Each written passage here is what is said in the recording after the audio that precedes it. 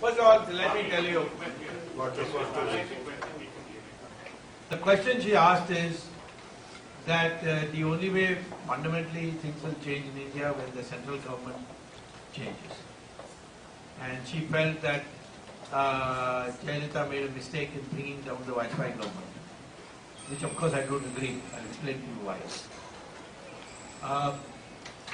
She says that I, as an individual, I can't function in large groups and go long distances. So what is the way I can contribute? First of all, Mr. Vajpayee's government protected the Sonia Gandhi family fully.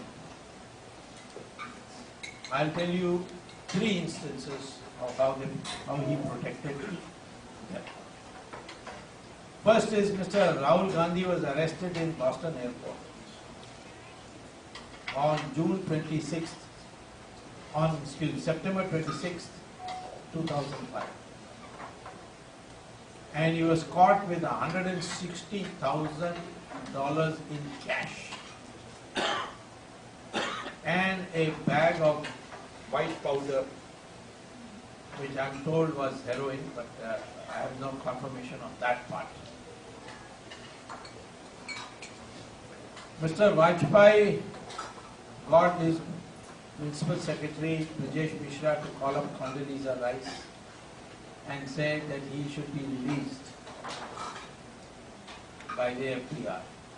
FBI had taken him for interrogation in a separate room in the Boston Logan Airport. The crime they charged him was that in America you cannot enter with more than $10,000 without declaring it. And the punishment is 8 years for every installment of $10,000 that you exceed. So he had 16 times. 10,000 times 16 is $1,60,000. And therefore he would have been sent to jail for 144 years, 16 times 8. The Bush government told the FBI, call it off because this will affect our Indo-US relations. The FBI didn't agree. After 9 hours of questioning, the FBI told Rahul Gandhi that if you give an undertaking that when we call you again, you will appear in the United States, we'll let you go. And they took it back to writing. They registered a case also. Now, why Vajpayee should want to protect Rahul Gandhi is political crime. Second is Mr. Quattrochi. The Malaysian government had decided to extradite him to India. And they informed the Indian government. Quattrochi informed Sonia Gandhi, if I go to Indian jail, then I will speak out everything because I cannot stand Indian jail. I will buy my way out. So Sonia Gandhi went to Vajpayee, and Vajpayee ensured that the CBI lawyer in Malaysia was selected by Quattrochi. Vajpayee told Mahathir, please, we are not interested in this extradition because our smooth functioning of the government will be disturbed. And Quattrochi won that case easily, and he escaped from Malaysia and went back to Italy. Of course, there is another episode in Argentina, but that is thanks to Sonia Gandhi. So what is your assessment why? I'll come to why a little later. Third is, I had gone to Delhi High Court and filed a petition in 2001 that Sonia Gandhi had been receiving payments from KGB, and the Russian government had, when asked by a correspondent of the Hindu newspaper whether this was true, said on record, yes, it is true. Because Sonia Gandhi and the Nehru family have always been friendly to the Soviet Union, so KGB paid them money. So with that proof, I filed it. I also downloaded, because the Americans, after the collapse of the Soviet Union, they went into the KGB library. It was partly in Lubyanka and partly in Kremlin, and photocopied every document of the KGB and placed it in Princeton Library, in Harvard Library, and in the Library of Congress. So I went to the Harvard Library, Lamont Library it's called, and downloaded through the computer of all Indians who had got KGB money. And Sonia Gandhi was prominent. I felt that also in Delhi. Sonia Gandhi also had been smuggling idols from Indian temples abroad and getting it auctioned by Christie's and Sotheby's. And for this purpose of creating a bill, she set up two shops in Italy.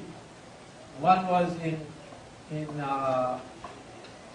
near Milan, and it was called Etnica, E-T-N-I-C-A, and another in our hometown of Orpasano, which is near Turin. It was called Ganapati. I had people go there and take photographs and give me copies of it. So I filed that and said she is smuggling our paintings, our murtis from temples like Nataraja, and having them auctioned in England. After keeping them for some time in their shops in Italy and making false bills and then taking them to London. I also made other charges for her education qualification, that she claimed she was educated at Cambridge University but she had not passed 5th class, and all that. All these charges were prima facie accepted by the Delhi High Court, and they issued a notice to the CBI. And they said to CBI, go and get these documents, or the original documents, because Swamy has got photostats. So the CBI went to Russia, and CBI went to Italy, and both governments said, yes, we are ready to give you the documents, but first you bring a letter rogatory, which is the international procedure, which means an FIR has to be registered, and this FIR has to be filed before a court of law in India, and the court will then issue a request, which is called letter rogatory, to these governments, saying, please assist us in the prosecution of this case.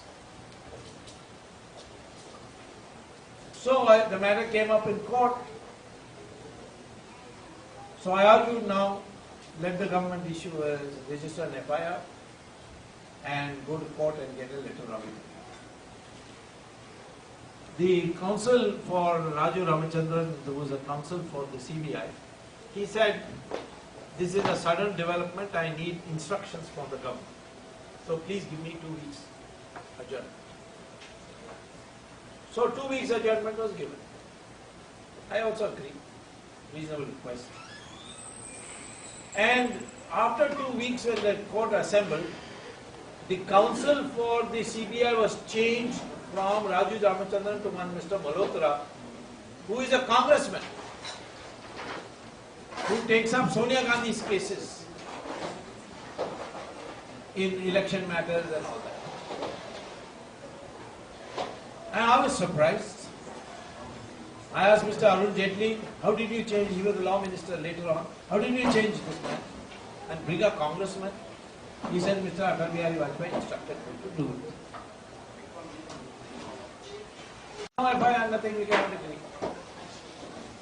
So the court posted it for hearing whether FIR should be directed by the court itself, if the government is not willing, which was my demand. But in the meantime, Vajpayee advanced the election. And he lost the election. And Sonia Gandhi came to power. After that, I knew that it is very, very difficult for judges. And Balakrishna has become chief justice. Well, great chapcha of Sonia Gandhi. So therefore, I did not pursue the matter, I left it. Now comes to your question, why? Ever since Indira Gandhi's time, Mr. Vajpayee is being blackmailed by the Janata. Why is being blackmailed? By what is being blackmailed? It's too long a story for me to